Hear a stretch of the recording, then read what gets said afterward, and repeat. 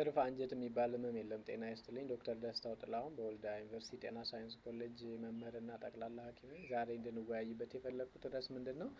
ትርፍ አንጀት የሚባል ህመም አለ ወይስ ደግሞ ትርፍ አንጀት ምንድን ነው የሚለውን ይሆናል። እንድንወያይበት የፈለግኩት ርዕስ ምንድን ነው? ትርፍ አንጀት ህመም ነው ወይ ነው። ስለ ትርፍ አንጀት ከማውራታችን በፊት ስለ ስርዓተ ምግብ ኢንሽርሽሪት ወይም የምግብ ስርዓተ ኢንሽርሽሪት በሰፊው ብናወራ መልካም ነው ብዬ አስባለሁ። እና የምግብ ስርዓተ ኢንሽርሽሪት የሚጀምረው እንግዲህ ምንድነው? ምግብ ወደ አፋችን ማስገባት ከጀመርንበት ሰዓት ጀምሮ ያ የገባው ምግብ ደግሞ አላስፈላጊ የሆነው በጽዳጅ መልክ ከሰውነታችን እስከሚወጣበት ጊዜ ድረስ ነው።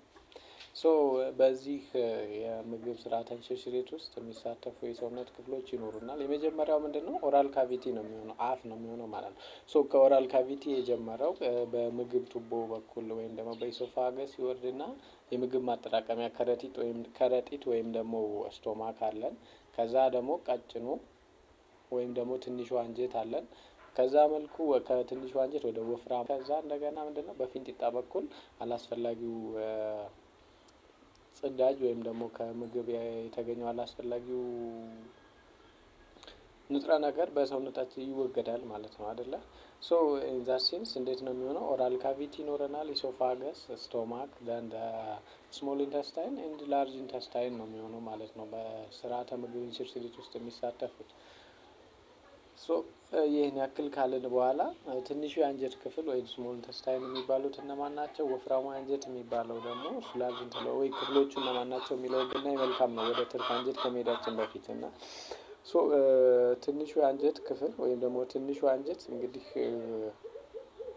ሶስት ክፍሎች ይኖሩታል። ምንድነው? የመጀመሪያው ዶድነም፣ ጀጅነም እና ኢሊየም የሚባሉ የአንጀት ክፍሎች ይኖሩታል ትንሹ አንጀት ማለት ነው። ዶድነም እንግዲህ ራሱን ችሎ አራት ክፍሎች ይኖሩታል። ፈርስት ፓርት ኦፍ ዶድነም፣ ሰከንድ ፓርት ኦፍ ዶድነም፣ ሰርድ ፓርት ኦፍ ዶድነም እና ፎርዝ ፓርት ኦፍ ዶድነም አሉ። ከዶድነም ቀጥሎ ጀጅነም ነው የሚኖረን። ከጀጅነም ቀጥሎ ኢሊየም ነው የሚኖረን። እነዚህ ሶስቱ አንድ ላይ ትንሹ አንጀት ይሰራሉ ማለት ነው። ትንሹ አንጀት የተባለው እንግዲህ ትንሽ ስለሆነ አይደለም። አክቹዋሊ ትንሹ አንጀት የምግብ ስርዓተ ኢንሽርሽሪት ውስጥ ከሚሳተፉ የሰውነታችን ክፍሎች ውስጥ በጣም ረጅሙ እንደውም ቀጭኑ አንጀት ነው። ወደ ከ6 እስከ 8 ሜትር ይረዝማል። እና ትንሽ ያስባለው ነገር ምንድነው? እነዚህ ሙሉ ለሙሉ የስርዓተ ምግብ ኢንሽርሽሪት ውስጥ የሚሳተፉት የሰውነታችን ክፍሎች ሆሎ ኦርጋን ናቸው ወይም ደግሞ እንደ ውሃ የምግብ ቱቦ አይነት ነገር ናቸው። እና ሆሎ ኦርጋን ስለሆኑ ትንሽና ትልቅ ያስባላቸው ምንድነው? ሉሜን ሳይዛቸው ነው ማለት ነው።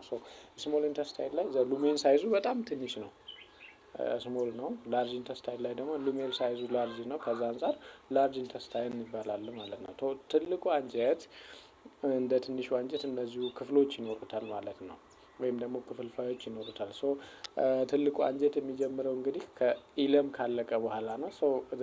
አዘ ኮንቲኒዌሽን ኦፍ ኢለም ምን አለ? ሴከም ይኖረናል።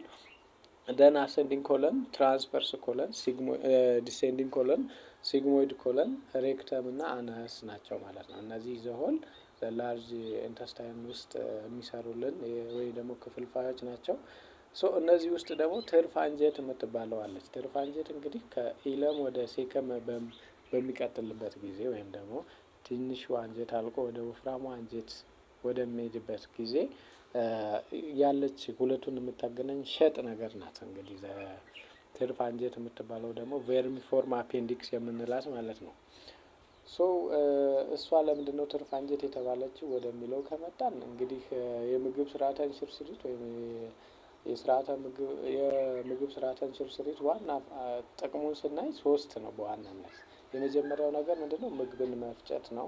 ሁለተኛው ነገር ደግሞ ከተፈጨው ምግብ ውስጥ አስፈላጊ የሆኑ ንጥረ ነገሮችን ለሰውነታችን አብዞርብ ማድረግ ነው። አብዞርቢሽን ነው ሁለተኛው ጥቅሙ ማለት ነው። ኢሴንሻል ኤለመንቶች ሚኔራሎች አብዞርብ ይደረጋሉ ማለት ነው። ሶስተኛው የሚሆነው ደግሞ ምንድነው? ዳይጀሽን እና ኤክስክሬሽን ነው የሚሆነው ማለት ነው። ዶክ አለ እንዴ? እንግዲህ ይሄን ያክል ስለ ትርፍ አንጀት ካወራን ትርፍ አንጀት የምንላት እንግዲህ ምን ያክል ትርፍ ሆና ነው መጠኗ ምን ያክል ነው የሚለውን ማውራት አስፈላጊ ነው ብዬ ስላሰብኩ ትርፍ አንጀት እንግዲህ መጠኗ ከ8 እስከ 9 ሴንቲሜትር ርዝመት ያላት ስትሆን ውፍረቷ ደግሞ በጣም ትንሽ ነው፣ ከ2 እስከ 3 ሚሊ ሜትር የሚሆን ነው። እንግዲህ እንግዲህ ይቺ የትንሹ አንጀት ወደ ወፍራሙ የአንጀት ክፍል ሲሸጋገር ያለች ሸጥ ናት ብለናል አይደለ? ሶ ኮንቲኒዌሽን ነው እንግዲህ ሴከም ላይ ወደ ዳር ወጣ ያለች ሸጥ ነች ብለናል እና መሰረቷ ሴከም ጋር የተገናኘ ነው። ጫፏ ግን እንደ ልብ የተሯሯጠ ነው። ያ ማለት ምንድነው? የሆነ አንድ ቋሚ መገኛ ቦታ የለውም። እንደፈለገች ትንቀሳቀሳለች። ሶ በኦፕሬሽን ጊዜም እሷን ጫፏ የተቀያየረች ስለሆነች ፈልጎ ማግኘት በጣም አስቸጋሪ ነው። እና ሶ በእነዚህ ተለዋዋጭ ጫፍ አቀማመጥ ከመኖሯ የተነሳ የእነዚህ የትርፍ አንጀት መቆጣት፣ መቁሰል፣ መግል መቋጠር ምልክቶችም እንደየአቀማመጧ የተለያዩ ነው የሚሆኑት ማለት ነው። ሶ እንግዲህ በጥናት በጣም የተለመደው አቀማመጧ ብዙ ጊዜ ምንድነው? ሬትሮሴካል የሚባለው ነው። ይሄ ደግሞ ሴከም ኮንቲኒዌሽኗ ነች አይደለ? የሴከም ኮንቲኒዌሽን ብትሆንም እንኳን ብዙ ጊዜ የምናገኛት ምንድነው? ከሴከም ጀርባ ተደብቃ ነው የሚሆነው። አንዳንዴ ደግሞ ኢለም ያልነው የመጨረሻው የትንሿ አንጀት ክፍል የመጨረሻው ላይ ፖስቴሪየርሊ ከጀርባ ወይም ደግሞ ፊት ለፊት ተቀምጣ እናገኛታለን ማለት ነው። ሌሎቹ ደግሞ አንዳንዴ ወደ ታች ወደ ፔልቪክ ኤሪያ ወርዳም ትገኛለች። ሶ ከነዚህ አቀማመጥ ውስጥ በጣም የተለመደው ሬትሮሴካል የሚባለው ፖዚሽን ነው። ሁለተኛው ፔልቪክ ነው። ሶ አራውንድ 74% እንግዲህ ሬትሮሴካል ነው ማለት ነው የአፔንዲክስ ፖዚሽን። ሶ ስለ አቀማመጡ ይሄን ያክል ካወራን እንግዲህ ቀጣይ መወያየት ያለብን ነገር ጉዳይ ምንድነው? ሶ ይቺ ትርፍ አንጀት በምን መልኩ ልትቆጣ ትችላለች፣ ልትቆስል ትችላለች ወይስ ደግሞ መግል ልትቋጥር ትችላለች የሚለው ነው ማለት ነው። ምክንያቱም የትርፍ አንጀት ህመም በጣም የተለመደና ታካሚዎችን ለድንገተኛ የሆስፒታል ጉብኝት ወይም ደግሞ ቪዚት የሚያመጣ ስለሆነ ማለት ነው። ሶ ከእነዚህ ውስጥ እንግዲህ ለትርፍ አንጀት መቆጣት እንደ ምክንያትነት የሚነሱት ምንድን ናቸው? ሶ ይቺ ሆሎ ኦርጋን ነች ብለናል አይደለ? ክፍት ነች፣ በጣም ጠባብ ነች፣ ከ2 እስከ 3 ሚሊሜትር ናት። እርዝመቷ 8 እስከ 9 ሴንቲሜትር የሚሆን ነው። ስለዚህ ያ ሉመን ብላይንድ ስለሆነ ጫፉ ላይ መመለሻ ነገር ስለሌለው በአንድ በኩል ክፍት ነው ወደ ሴከም የሚገኘው፣ በዛ በኩል ያለው ደግሞ ቲፑ ብላይንድ ስለሆነ በብዙ መልኩ ሊዘጋ ይችላል ማለት ነው። ይሄ ሉሜኑ አይደለ? ሶ እነዚህ ብዙ የተለመዱ እንትኖች አሉ። ምንድነው? ኦብስትራክቲቭ ኮዝስ ከምንላቸው ውስጥ አንደኛው እነዚህ ከሰውነታችን ውስጥ የሚወጣው ጽዳጅ እዛ ውስጥ ሄዶ ዘግቶ ሊሆን ይችላል ነው። ሌሎቹ ነገሮች ምንድነው? በጣም ያው የተለመደው ልጆች እያለን ምንድነው? ፍራፍሬና አትክልት ስንበላ ፍሬውን እንዳትውጡ የምንባልበት ጊዜ ነበር አይደለ? ሶ ያ ፍሬም እንግዲህ ሄዶ እዛ ውስጥ ሊዘጋ ይችላል ማለት ነው። እዛ ውስጥ አትክልቱ ስለሚበቅል ሳይሆን እነዚህ ፍሬዎች እነዚሁ የአንጀት ቱቦ መዘጋት ስለሚያመጡ ነው አይደለ?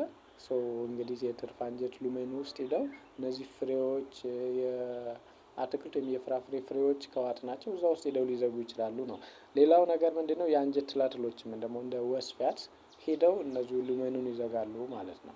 ሶ ሉሜኑ ከተዘጋ በኋላ ምንድነው? እንደ መተንፈሻ እንዳጣ እንትን ያብጣል፣ ይቆጣል። የደም ዝውውሯ ምንድነው? ኮምፕሮማይዝ ይደረጋል ማለት ነው። የአፔንዲክስ ወይም ደግሞ የትርፍ አንጀት ከዛ በኋላ መሞት ትጀምራለች። ያቺ ትርፍ አንጀት የሆነችው መቁሰል ትጀምራለች። ሶ ታካሚዎች ደግሞ በእነሱ ምልክቶች ወደ ህክምና ይመጣሉ ማለት ነው። ሶ ይሄን ያክል እንደዚህ ስለ ትርፍ አንጀት መዘጋትና መቁሰል ምክንያቶች ካወራን በአብዛኛው ትርፍ አንጀት የትኛውን የእድሜ ክልል ነው የሚያጠቃው ነው የሚለውን ብናይ በጣም ሰፊ ነው። እንግዲህ ወጣቶች ላይ በጣም የተለመደ ነው። አስራዎቹ እስከ ሃያዎቹ የእድሜ ክልል ውስጥ በጣም የተለመደ ህመም ነው እንግዲህ የትርፍ አንጀት መቆጣት ማለት ነው። በዚህ እድሜ ክልል ውስጥ ያሉት እንግዲህ አብዛኞቹ ወንዶች ናቸው በብዛት ሴቶችም ላይ የተለመደች ነች፣ ግን በብዛት ወንዶቹን ያጠቃል ነው። ሶ ወንዶችን ማጥቃቱን ብቻ ሳይሆን ባደጉት ሀገሮች ነው ከእነዚህ ከእንደኛ ሀገር ሰርድ ወርልድ ካንትሪ አንፃር በዴቨሎፕድ ካንትሪዎች በጣም የተለመደ ፕረዘንቴሽን ነው። ለምንድነው? እንግዲህ እነሱ ይሄ ከአመጋገብ ስታይላቸው ጋር የተገናኘ ነው። እነሱ የሚያዘወትሩት ምግብ ላው ፋይበር ዳይት ያላቸው ናቸው። የፋይበር መጠናቸው በጣም አነስ ያለ ምግቦችን ነው የሚያዘወትሩት። እንደገና ደግሞ ስባማ ምግቦችን ነው የሚያዘወትሩት። ከዚህ አንፃር ነው ማለት ነው። ሶ በቀጣይ ቪዲዮ እንግዲህ ስለ ትርፍ አንጀት መቆጣት ምልክቶች፣ የህመም ምልክቶች እና እንዴት ነው በምርመራ የሚረጋገጠው የሚለውን በሰፊው እናወራለን። ስላዳመጣችሁኝ አመሰግናለሁ። ጤናችንን እንጠብቅ። ቻው፣ መልካም